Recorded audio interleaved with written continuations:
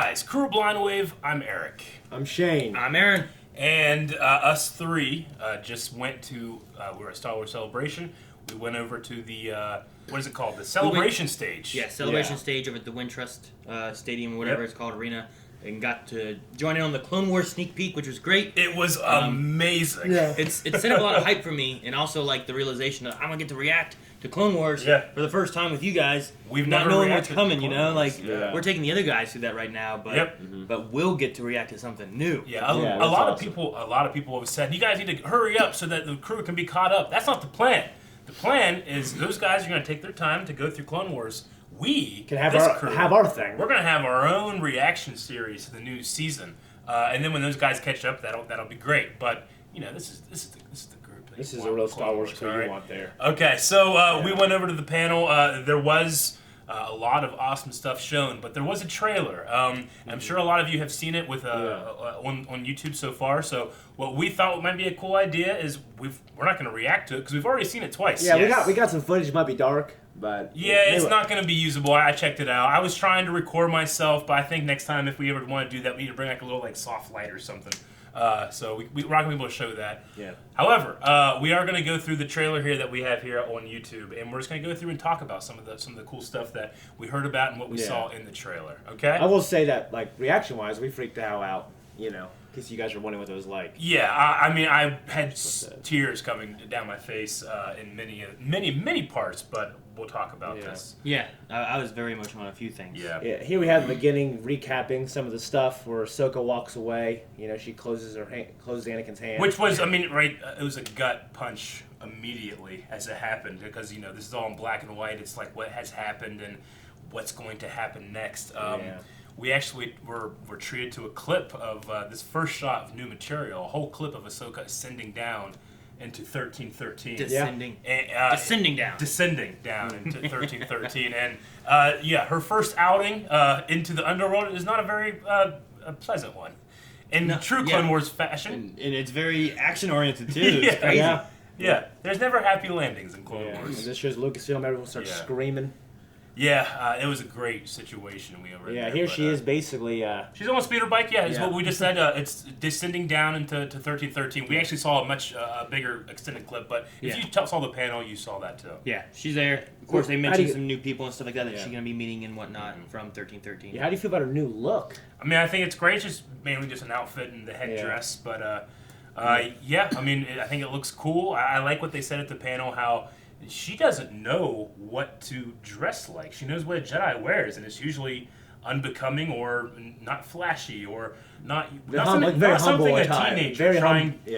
a teenager trying to express herself would wear, which is usually what kids wear. You know. Yeah. She has this interesting jumpsuit now, which I kind of like. I think it kind of reminds me of like a mechanic. Almost. Yeah, I can see that. She was very humble attire. Now it's kind of awkward. Yeah. She's on cleanup duty. Yeah. Which makes sense, her being, a protege of Anakin Skywalker. He's often was making her, do starfighter work and stuff like that. Yeah. So maybe she could fit in well as a mechanic somewhere. I don't know. Yeah. Part of the voiceover, we hear her telling her some of the new characters that she lives with talk about the Jedi and how they start wars all over the galaxy. It's kind of sad to hear. Everything has a nice new polish to it. Mace and Rex. Clones flying through that. But all the faces just look more polished. Yeah. And the moment of Rex talking about all the troopers that we've lost with Heavy and Echo and Fives and stuff, and they all that hit pretty good when watching the trailer the first time. But I got hit more so later on. Yeah, that's great. I mean, we're treated just to the amazing visuals of the Clone Wars and how much they put into each and every episode. Dude, that droid thing. Yeah, the way this big droid thing stomps down into what looks like 1313 somewhere on Coruscant. Yeah, here at look how big that thing is. It's like a 133, pretty much. I love it. I don't know what exactly it is, but we got the Pikes chasing down Ahsoka, and then a familiar helmet turns. Yes, later on here with the little Mandalorian helmet, right? Yeah, that would be Bo-Katan. Yeah. Yep. Finally showing up here. The last time we saw Bo was whenever they were thrown out by Pre Vizsla when he took over. Right, she ran off, and then they had the Maul stuff with the Mandalorians. So she's kind of on the outs of Mandalore right now. So yeah, we also saw some artwork and stuff too during the panel. kind of showing Ahsoka and Bo both together and stuff too. Exactly. Yeah, her talking to her new people. Yep, she had this girl. Her friend has a ship. Dude, I love this experimental 99. The Bad Batch. Yeah, the genetically augmented or superhuman, basically. Yeah. See, Bad Batch was one of those things when Clone Wars was canceled. They released the animatic of this episode, and they said that they've since changed some things around and stuff like that. But I know this episode already pretty well. Yeah. Just watching the kind of basic animation pre-matic really? kind of thing. So I've actually kind of watched this one. There was a part of us when we were watching the panel where we were like, what if they show like an episode? Like, I'm going to be excited, but I can't remember. I gotta make some, that's my job. I gotta react. Yeah. So I was like almost worried they were gonna show an episode, but the clips they showed, especially of Bad Batch, they were so awesome. It was so great. The first clip they showed before they did the trailer was a fairly long clip of the Bad Batch and attacking a whole like platoon of battle droids, and it was really cool. I love the idea of 99 is a character that we all love. Oh yeah, we love 99, and the fact that this Bad Batch is almost like in honor of like the ones who weren't good enough or something was wrong with them, and they're the elite. And they really remind me of Delta Squadron from Republic Commando. Yeah. Which we had them. They kind of cameoed one time. There was one Republic in one Commando, episode. That'd be sweet if they showed up. They fought cool. together. Can you imagine something like that? Cool. But But the Bad Batch, the clip that we saw was, utilizing all of their faults in a way of strength. They each had like their own little, like one guy's really big and strong. Yeah. He was like holding an explosion back, and then you had a sniper. It was a real crew. Yeah. They all had their own specifics and stuff. Yeah. It was really good. So I'm excited to see what we get with them. D. Bradley Baker really got to play around with the voice because of the genetic change in these clones. And they're also unique in their looks too. Like that one guy is like a Rambo looking dude, you know? Yeah, like a tank almost. Yeah, it's great.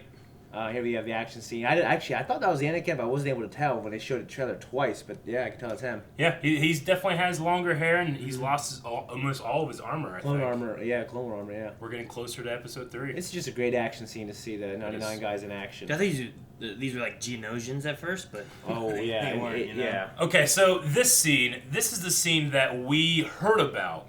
They told all those previously. years ago. I think we saw a sketch of it. We saw a sketch.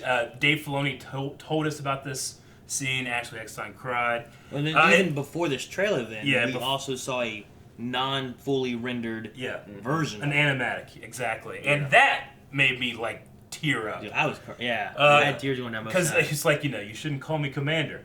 Yes, Commander. I love it. Dude, he was just like, fuck you. Whenever I love you. Whenever they walked up and the doors opened and you saw Rex there holding a helmet with all the rest of the clones standing there with their own helmets, like that's where I started like tearing up. So and stuff. What a hell of a way to honor her. And it's cooler now knowing kind of where their journey goes. Like, because we'll probably see how bonding this season's going to be for them.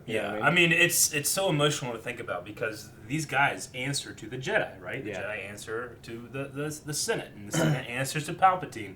But the 501st don't care. They are loyalties with Ahsoka, and I think that's going to be a big thing come Order 66 if we get to see it with Ahsoka. Yeah, and you have such a connection and stuff too with not even here, but also into Rebels and stuff too. Yeah. So like seeing like where it goes from here into that is what I'm really excited for too. Yeah. Now these scenes coming up here, we go into like Ahsoka mode, and we get so many cool shots of Ahsoka. Yeah. Like a 205. Just doing some sweet stuff. Yeah. It's great. It's crisp. It's more cinematic. Anakin slicing through stuff. You guys notice just the battle droids, like the way they walk looks better. Like everything looks just a little better. A little better. Yeah. It's crazy to think about because we went from this to Rebels to Resistance, and the look changed. And now when I'm watching Clone Wars with Rick and Calvin, it's just there's something special about how good it looks, Yeah. This is going to be even better. And then what David said too, they showed the difference between like Rex and stuff, and it's like there's not a lot of differences, but there's just a little bit, especially in trying to show like more emotion on their faces. Well, visually it might not look much, but the idea that they updated these models, like you have somebody that rigs the model, and then somebody's actually animating. So you have a guy in there that is like when this goes up, this tiny thing kind of goes up or down. And then an animator goes and does all this stuff, So it's like you had the person that builds the puppet and the person that performs the puppet. Mm-hmm. And building the puppet's the real hard part, and they updated all that stuff. So I can't wait to see what the puppeteers do with the puppet. Yeah. Showed a lot of shots of Mace Yeah, he was in there a good bit. And the shit. moment at 216 where Ahsoka turns her lightsabers on, I assume it's probably for the first time getting her sabers back. Anakin says they're basically like new. Maybe. Well, yeah, I mean, while she lost her saber, she used to have green sabers, and now it's blue, which is one step closer to, as we know, silver or white. White ones, or whatever. Yeah. But no, it looks great. I like Anakin's little, remark, where he's kind of, I think it's better, Yeah, I wonder the significance of him, like if he tweaked him at all, like like I'm wondering because you're supposed to build your own. Sure. So I'm just kind of wondering if he built Jedi are supposed to build their own. Yeah. Well, I'm wondering if he built them for her. Yeah. I don't know what the particular is like when you're expelled from the Order. Do you get to keep your sabers? I mean, you're not allowed to use your lightsaber anymore. But maybe it's like, hey, we need you. Okay.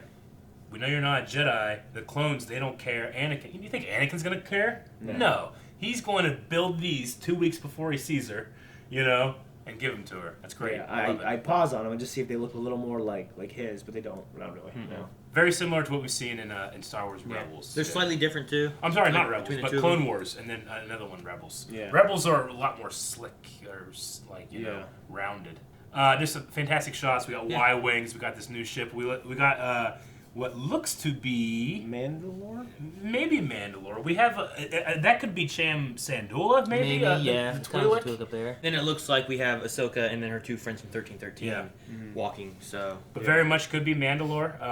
Mandalore kind of has a lot of like a cubist look to their designs. I'm not seeing that, so we're not going to know everything just from this trailer. So. No, not for sure. Obi-Wan, and Mace Windu surrounded with their clone troopers. More Mandalorian. We got Bo-Katan here. We can see that there's more Mandalorians behind her. So, I mean, what we heard about the Siege of Mandalore, especially from Sam Witwer, when it came to how surprised he was. Because I kind of felt the same way he was talking about. It's like, well, we know what Rebels, we know that they address each other there, and we know that there was some history, but... I mean, I can fill in the blanks, and it makes it sound like, no, you can't fill in these blanks. When he used the words, like, I read the script and I was shocked, I'm like, he was shocked. Yeah, it's hard to... There's a difference between... He was like, I wasn't excited for the fans to see it. I was shocked reading what happens. Yeah. And I'm like... Yeah. What shocked him? He cuts off a little bit more of his legs. Yeah. So I'm really excited for what they do with Maul and just progressing that storyline with Ahsoka and everything. But obviously, I mean, I think these Mandos might ally with Ahsoka and the 501st, which, I mean, the clones were genetically matched off of Jango Fett, so there has to be a kinship with those Mandalorians. Yeah. Anakin is Starfighter. I remember, this is Admiral Trench, right? Isn't that his name? I was gonna say, didn't this guy die? I thought he did. In what was it? Cat and Mouse. Okay, now let me just make sure I'm getting the right. It's Trench. Name. It is Trench. Yeah. Okay, so Trench, Yularen talked about, I heard he died, but these tactics are just like him, And then he died. Yeah. And now it's gonna do the same thing. It's just another moment of like I thought. One of his tactics is like making people think I'm dead, so they don't think they don't see me coming. The Tom Sawyer did. Well, like he looks a little bit more robotic now too. Yeah. Like his eyes here, it looks like he has some spider robot legs. One of maybe his spider mustachio things arm. is mechanical too. Like Doc Ock. Yeah. So I think this is a bug that keeps getting squashed and keeps getting back up and haunts you while you're sleeping. Yeah.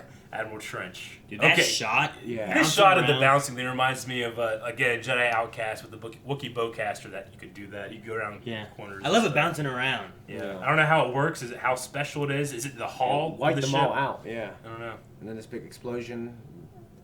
Oh yeah, that was cool. Just a 99 guy just taking a helmet, going like this. Yeah. That was awesome. Yeah.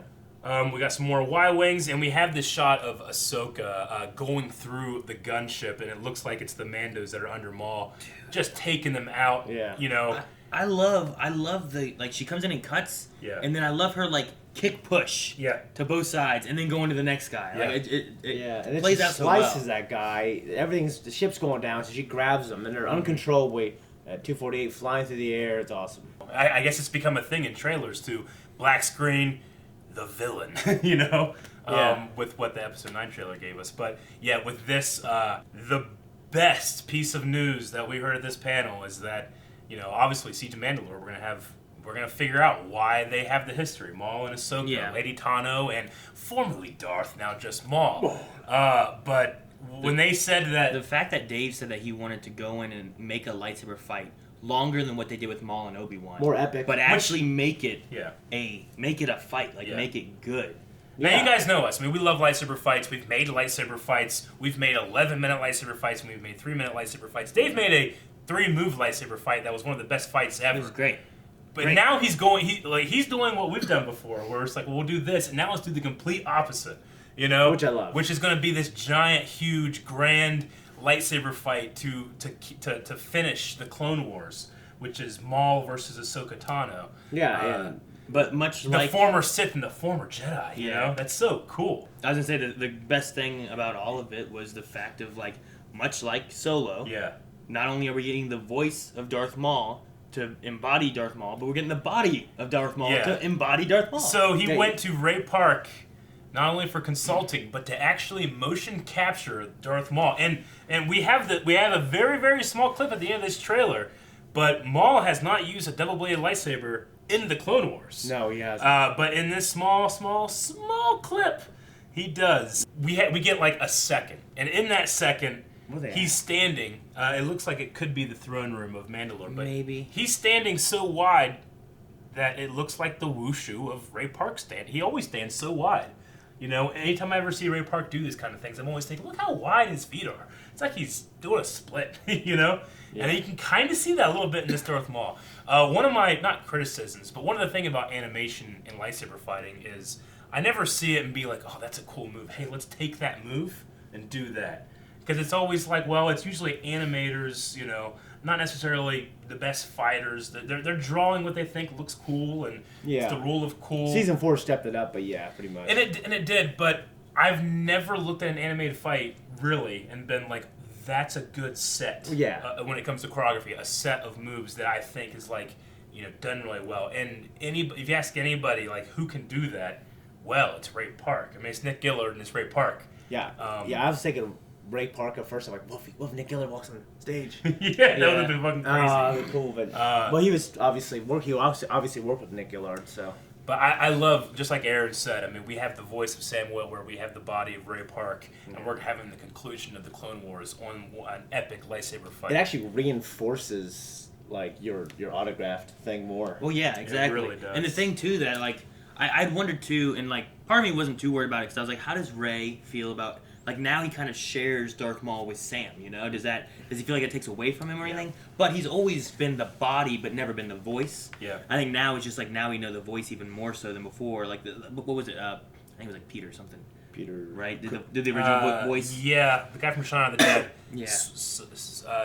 I can never remember his name. I can't remember his name. I'm so sorry. I really enjoyed his performance. Yeah. And he recorded for Solo, but they decided to go with Sam, and while I'm a huge Sam fan, I would have liked both, but, I have humble and great feelings for his performance as Darth Maul in Episode 1, but I'm going to go with Sam just because I love him so much. Well, now, too, he's had so much more screen time as that voice and as that character. Yeah. So having them come together for this last, 12 episodes now, which isn't enough. I want more. Yeah. I hate that it's 12 episodes, and I'm not going to watch any more trailers now. That's enough for 12 episodes. Okay, I get you. I understand. You know what I mean? But I'm wondering. But I'm super excited for it, and I feel now after Sam talking about coming in and sitting in on Ray Park doing the mocap and stuff like that, I really hope that there's much of a kinship about this character between those two. Yeah, I mean, I love that Sam was like, he didn't have to be there to watch Ray Park. Yeah. But, I mean, if I would do anything to have been there to watch Ray Park, be like, okay, Ray,